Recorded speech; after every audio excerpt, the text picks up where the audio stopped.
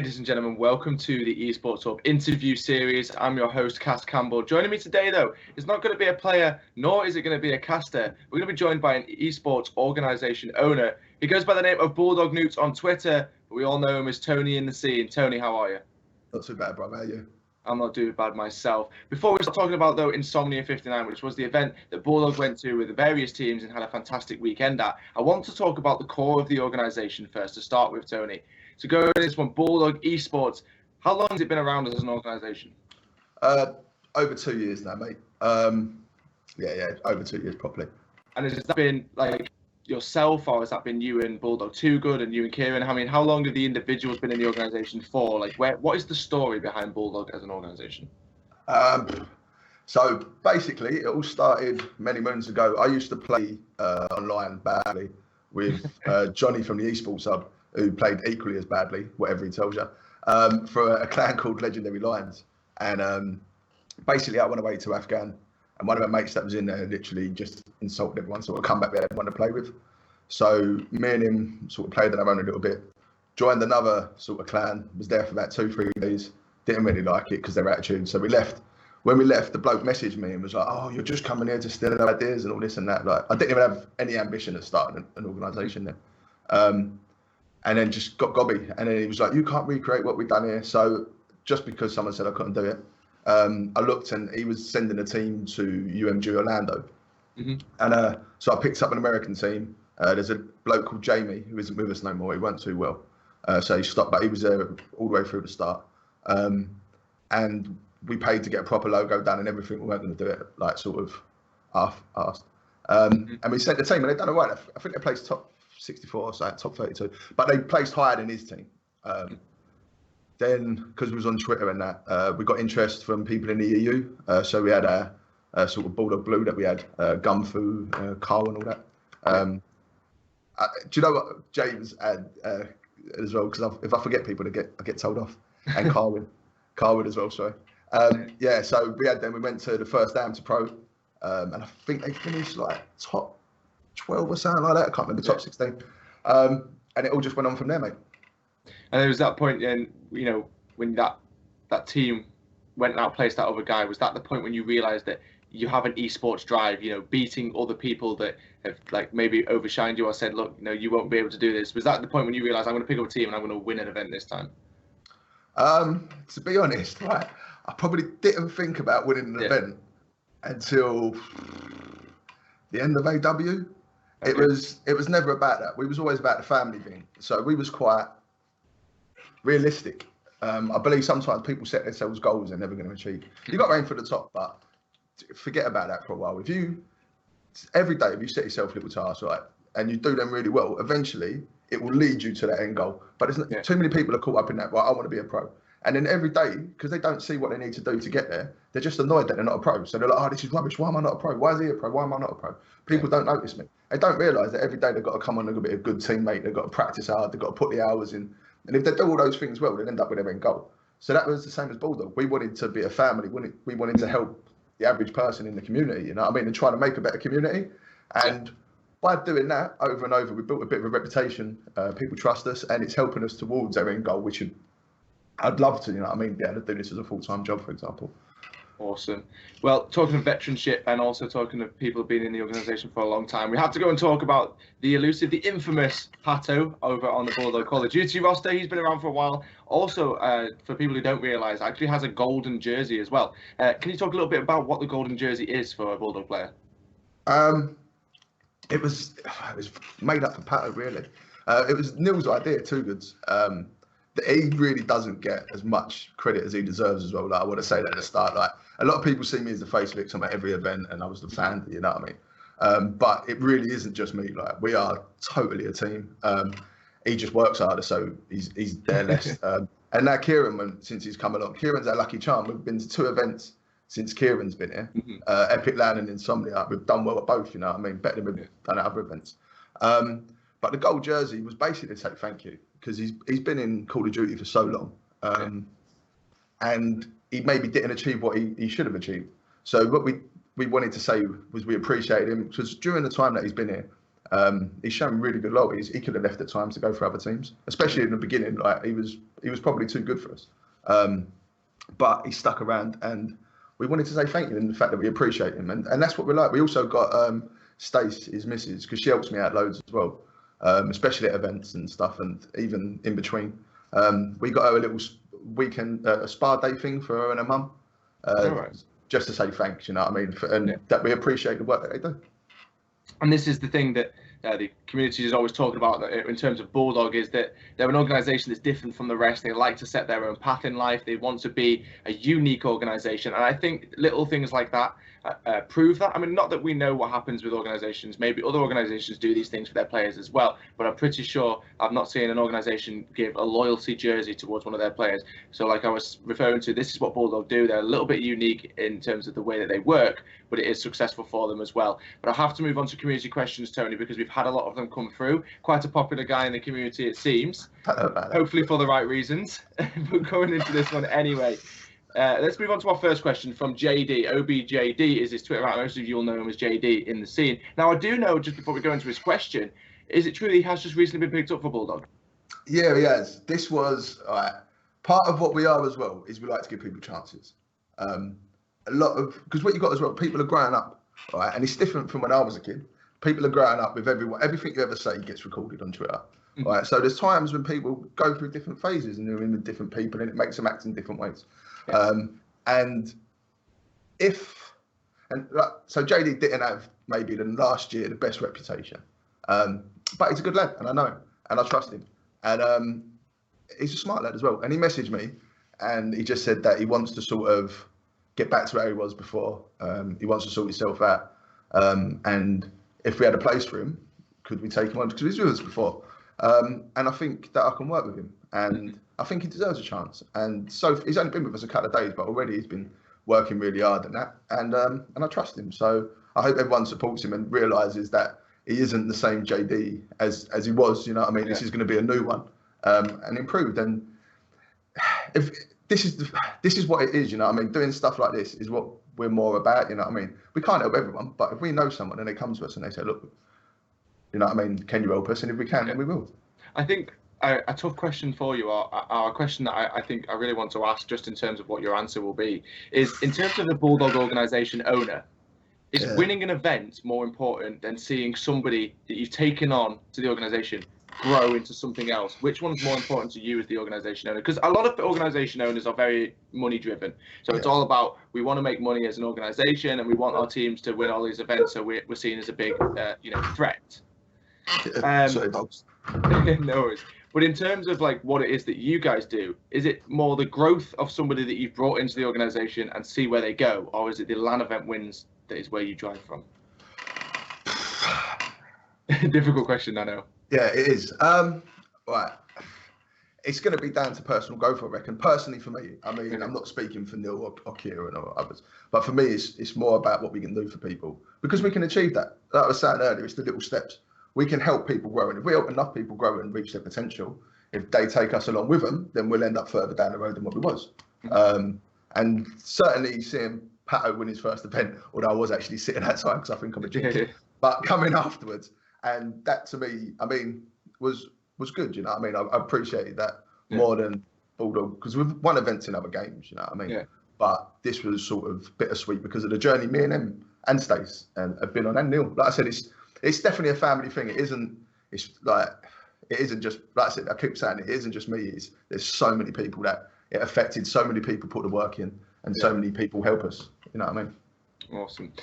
Well, going back to JD anyway, because we were originally talking about his question, he basically had asked, what made you get into esports, and why do you continue to work so hard in it? So we know what made you get into esports. We were talking about that earlier. He was a player originally, then ended up going into the more business side of things. But moving on to the second part of his question, which is quite an interesting one, is why do you continue to work so hard in esports? One, because I'm really competitive. So I just want to do the best. And secondly, because I've got people I believe in around me and believe that they can do better and achieve more. And that's what keeps me going. I want to see them achieve it. You know what I mean? We started out to do something, and we've stayed true to ourselves, and we're slowly getting there. You know what I mean? We're nowhere near the finished article. But we're getting the recognition that I think we deserve, and we're starting to move along and I'm starting to fulfill promises, you know what I mean? So I said to Pato that I'd get him to win an event, you know what I mean? And he promised that he'd win an event for us. And it's nice when you do stuff like that. It's a nice feeling. Yeah, it really is. It really is. Yeah, to know that both of those that had worked out, like the way that you both wanted them to.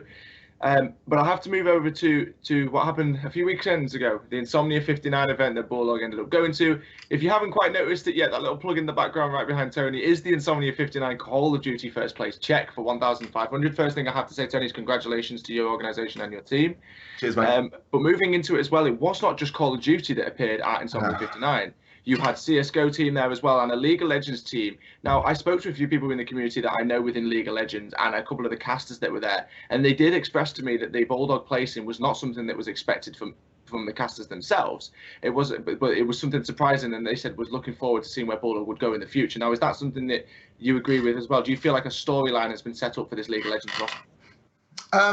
I think the League of Legends roster's got a lot of potential. They've got good people behind it. I don't have as much input. That sounds wrong. I don't have as much day-to-day running with that because they have a manager, they've got analysis, they've got coaches, they've got advisors. Like, there's probably as many people now in the League of Legends thing as there is in the rest of the org when it comes to sort of management and all that. But they're good people. And when they come and spoke to me about coming on board and that, I thought, you know what, I can trust this guy and hopefully we can work together. UK Masters was a bit rough for them, because they came as a 5 and then literally like the next day 2 of them had gone. So the League UK Masters, they almost used as a practice ground for trying new players into the thing. So they never done as well as they potentially could have, or we hoped. But they always said to me that for Insomnia, they should do all right. And they done, to be honest, they said to me they was going to get a top 4 placing. And I was like, oof, you know what I mean? But they went out and done it, so hat off to them. They've already been in a call with me talking about their plans for the future, what they want to do. So yeah, I'm excited for them. And I think carrying on from what we were just talking about with League of Legends, it was a guy called Grant on Twitter has after us saying, were you nervous about picking up a League of Legends team without knowing the players or the staff, or basically without knowing much of the scene? Yeah, I get approached a lot, which is nice, and it's a compliment, you know what I mean, that people want to play for us. And I turned down a lot of people just because they're people I think I can't work with. And I don't have enough time to work with everybody because it's just, there isn't enough time in the day. I've got a job, you know what I mean? And then I come home and then I have to do this. I just don't have enough time. So there had to be someone that I could trust, like a point of contact that I could trust to do things.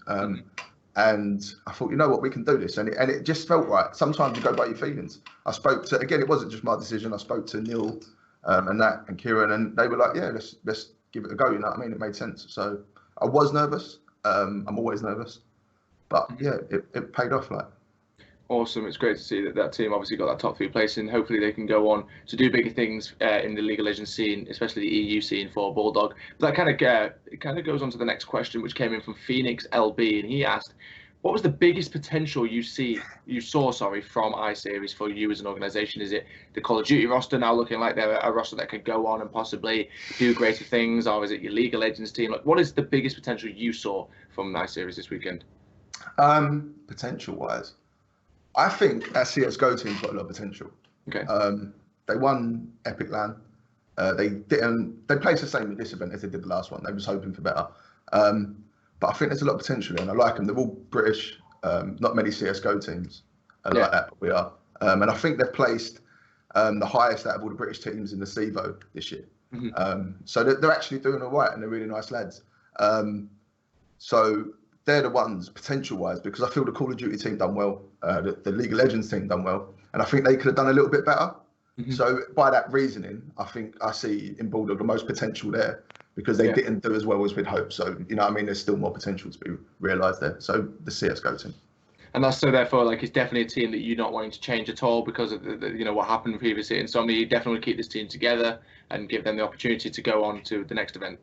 They already dropped someone. Oh, did they? Okay. Well, not dropped, but like someone left. But yeah, it was a mutual thing, and they don't usually make. I think there's been one other roster change since they've been with us. So they're not a team that, I mean, they've been with us 6 months or whatever. They're not a team that make a load of changes. They're quite practice orientated. So they're not sort of superstars. They're not going to run and gun. They literally grind so hard and work so hard, which is why I like them. So yeah, so they've made a change, but they're going to bring someone else in, no doubt. Soon we'll know about it. And then yeah, look forward to Epic Land.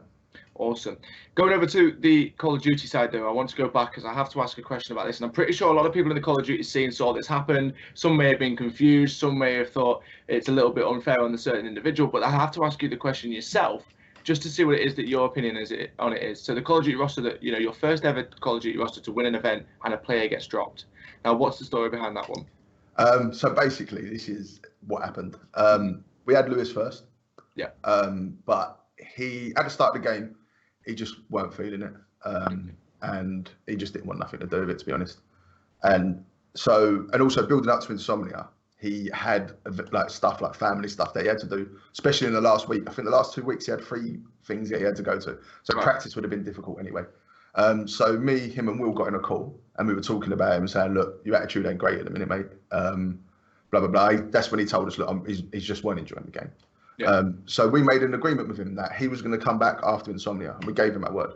That was it. So then when we picked up the other 2, they knew the situation. So everything was explained. Like I said, I spoke to Risky about it. He totally knew that originally it was an Insomnia thing. You know what I mean? It was a pickup team with a bit of practice for Insomnia, and that's all it was.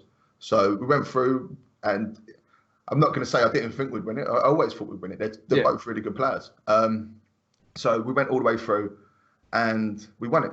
The downside of that is we still give our word to someone. And one thing we don't do is break our word, because you can't, and that's something we've never done. Yeah. So we spoke to him, and he was actually cool back. And trust me, it wasn't a nice thing. But Lewis hadn't picked up for any other team. He'd waited, you know what I mean? We'd still been talking to him, and that's how it was.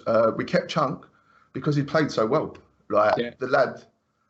When we picked him up, I thought Risky was going to be the one that surprised me. That was done the best, but Chunk massively surprised me. He's so consistent online.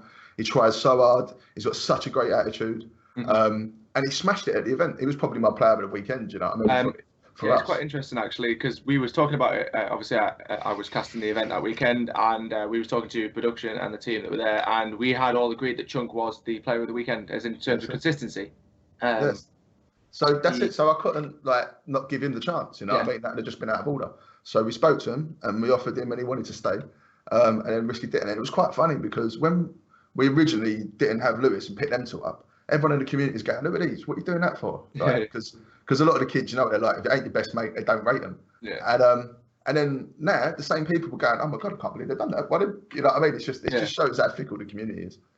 Yeah, it was like, I know there's a lot of people on Twitter who was feeling sorry for Bill and the things that happened, but it's the way that organisations work. I'm pretty confident that Bill will go on to play in a good organisation and a good team. He's a very good player in Infinite Warfare, and now obviously has that land win behind him. And the reason I stress the fact that he has that land win behind him is because a lot of people in the scene will go off land placings when it comes to picking people up as well. So hopefully that will help him in getting a good team in the future. But obviously, talking about it, the check behind you, that team went on to win it, as it keeps getting pointed to by Tony. But one of the questions I think I have to ask in terms of Call of Duty is, what's your next goal? I mean, is it to win another Insomnia and defend your champion, or are you looking to now go further in the scene and start hitting the CWL side of things? Right, everyone that you ask, owner, would want to be in the CWL. Right, there's no 2 ways about it. I think this year is going to be nigh on impossible, just because of the way they're running it. If you think the teams that have gone over there, the points they're going to get, the pro points or whatever, they're going to be so far ahead of everyone else. The amount of teams that they're actually inviting to the LAN League, if you know what I mean, it's going to be really, really difficult. Is it impossible? No, nothing's ever impossible. As long as we get to the event, I'm confident in my boys. We play these teams, you know what I mean, and we do well against them. So I'm confident as long as we get enough points to get to the event, we'll give it a shot. You know what I mean? We've always, well, not always, but a lot of the time we try to pick players that can actually play at that. So we're sometimes not as good online as we are at events. The teams that we were beating at this, some of them were raiding us online, and we just, you know what I mean, we just showed what it's really about when we got to the event. So yeah, we've got a chance, and I'd love it. Am I going to go mental at them if we don't? No, because that'd just be crazy. You know what I mean? And we'll support them throughout the year to attend whatever LAN events turn up, because we're always at everyone. And hopefully we get good placings and we can move on. You know what I mean? It's, like I said, it's about the people as well. It's not just about that. Awesome. Well, what we're going to do is we're going to start to round up the end of this interview. Now, as you know, if anybody that has been watching a lot of the interview series, we like to play a game called the word association game, where basically, if none of you know what that is, I'm going to give a word to Tony, for example, car, and the first word that pops into his head, he will respond with. So, for example, it could be road. We've played it with a lot of our guests so far. Tony, are you ready to play this game? Oh, this could go so wrong, yeah. Awesome. All right, then. The first one is going to be house. Car. Road. Wheels. Pato. Amazing. Esports. Brilliant. Dreams. Beard. Riot. Cat. Dog. Bulldog. Insomnia. Sleeping. Champs. Scraps, funny enough. I don't know why, but it's just coming to my mind. And the last one, e-girls.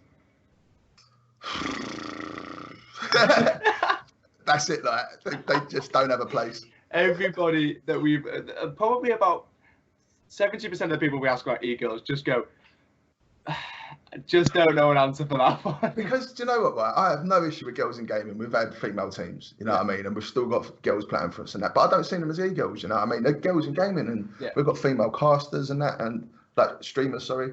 And you're my female caster, and you know what I mean. I'm all for supporting it, but girls that just want attention for being a girl, like in any form of life, just annoy me. You know what I mean? Have something about you. Awesome. Final question I have to ask is: are we expecting to see you and the Bulldog boys at Insomnia 60, Tony? Yeah, we've got free tickets. There you go, guys.